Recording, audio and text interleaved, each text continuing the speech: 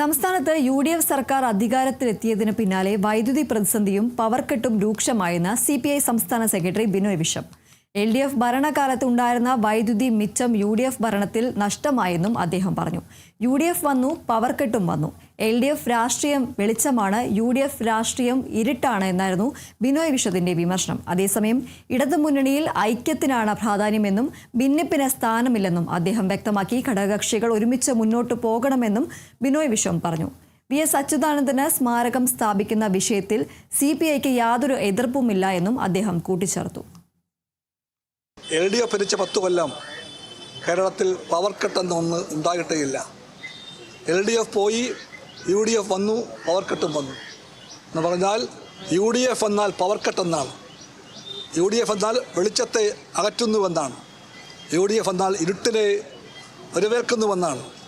അതാണ് രാഷ്ട്രീയം. LDF രാഷ്ട്രീയം വെളിച്ചമാണെങ്കിൽ UDF രാഷ്ട്രീയം ഇരുട്ടാണ്. LDF രാഷ്ട്രീയം പവർ കട്ടിനോട് യാത്ര പറഞ്ഞുവെങ്കിൽ UDF രാഷ്ട്രീയം പവർ കട്ടിനെ വരവേൽക്കുന്നുണ്ട്. ആ സത്യവും നാം തിരിച്ചറിയുന്നുണ്ട്.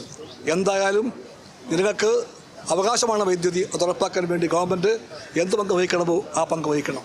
ഒരു പ്രത്യേക സാഹചര്യത്തിൽ VSന് അവിടെ ഒരു സ്മാരകം വേണം എന്ന ആശയം പൊന്തി വന്നു.